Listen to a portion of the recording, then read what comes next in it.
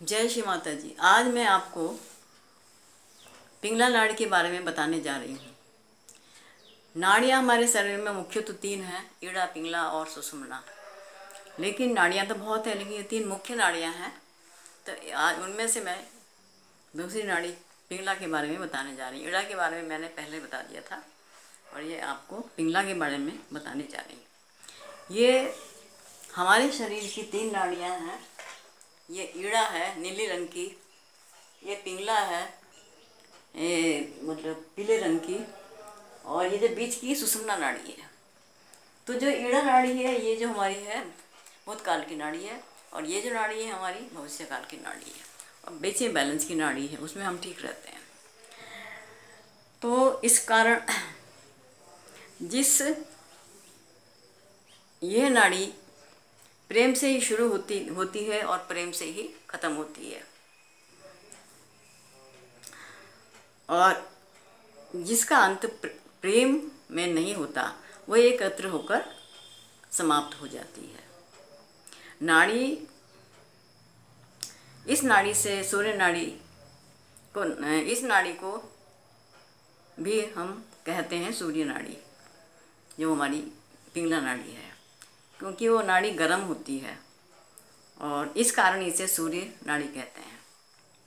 विश्व की सभी महान चित्रकृतियों में चैतन्य है, वही केवल बनी रह जाती हैं, रह गई हैं, बाकी सब नष्ट हो गई हैं। अनंत पूरे विश्व को यह महसूस करना होता है कि व्यक्ति को परमात्मा के प्रेम तक पहुंचना है, अन्यथा विश्व का कोई अर्थ नहीं है। पश्चिम देश में सरस्वती की बहुत पूजा हुई,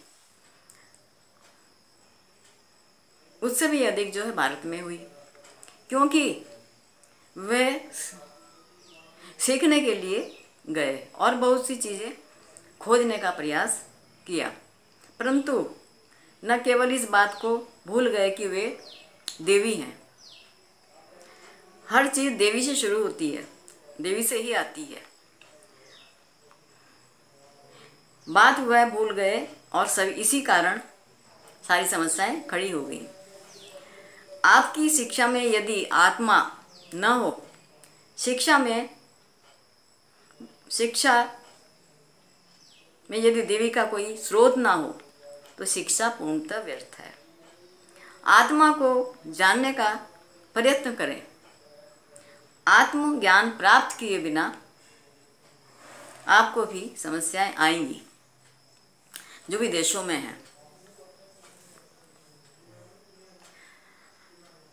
क्योंकि वे भी मानव हैं और आप भी उसी मार्ग पर चलेंगे।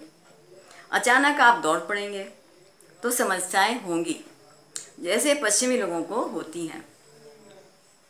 सरस्वती के इतने आशीर्वाद हैं कि थोड़े समय में उनका वर्णन नहीं किया जा सकता, और सूर्य से हमें इतनी शक्तियाँ मिलती हैं, इतनी शक्तियाँ उन्होंने प्रदान की हैं कि एक क्या 10 प्रश्नों में हम उसको पूरा नहीं बता सकते। सरस्वती की पूजा करते समय हमें यह बात स्पष्ट देखनी है।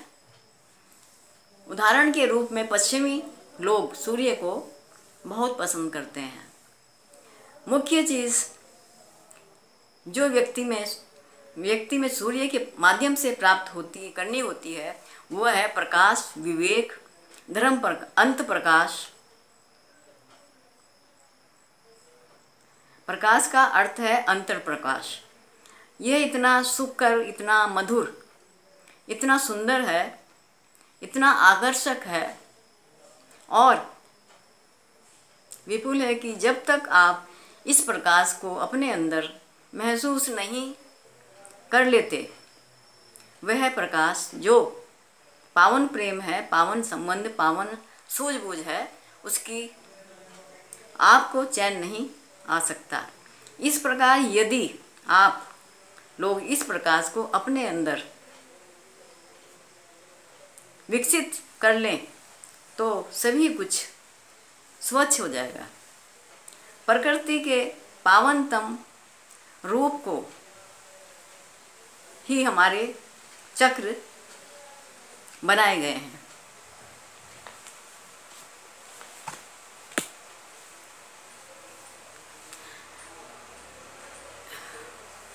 लेकिन आपकी मानसिक गतिविधियों से हम इसको बिगाड़ रहे हैं।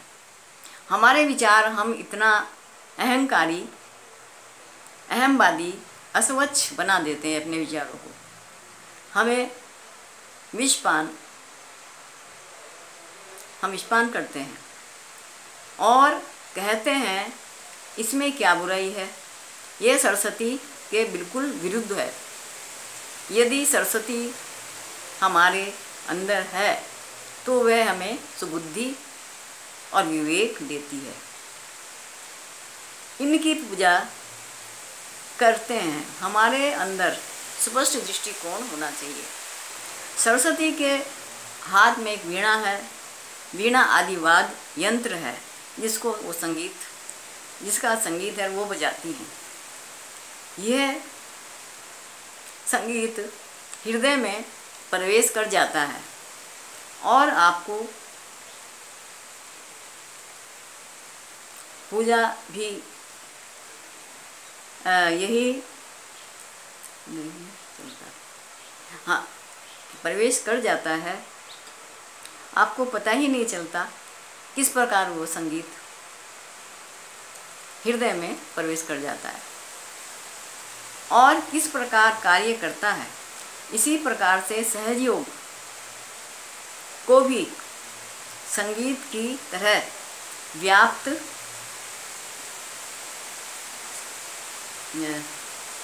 किस प्रकार वो कार्य करता है और इसी प्रकार से सहज योग को भी संगीत की तरह व्याप्त हो जाता है, संगीत में हो जाता है। सरस्वती माँ का कार्य क्षेत्र शरीर के दाएं भाग में है, दायां भाग है।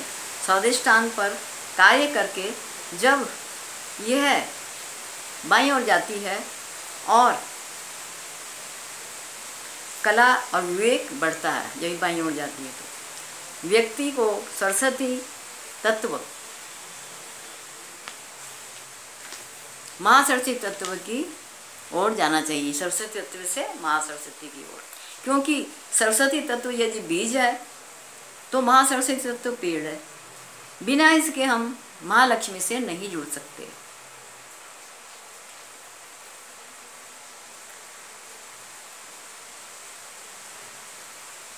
सरस्वती और क्या नाम महालक्ष्मी आज्ञा चक्र पर मिलती हैं। ये महालक्ष्मी है और ये सरस्वती है, ये आज्ञा चक्र पर मिलती हैं। दोनों तत्वों को उचित दृष्टि से देखे बिना हम उन्नति नहीं कर सकते। कला को लक्ष्मी से जोड़ने के लिए हम में शुद्ध दृष्टि होनी चाहिए। जितना अपनी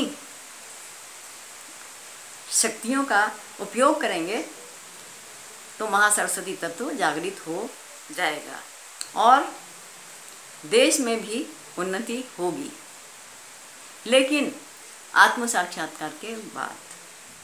जय श्री माता जी। बहुत बहुत धन्यवाद आपको वीडियो देखने के लिए।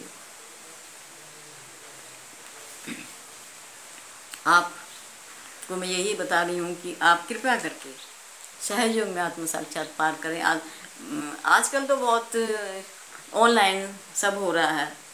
कृपया करके आप देखिए, आपको बहुत अच्छा लगेगा और आपका बहुत फ़ायदा होगा। बहुत बहुत धन्यवाद है और जय श्री माता जी।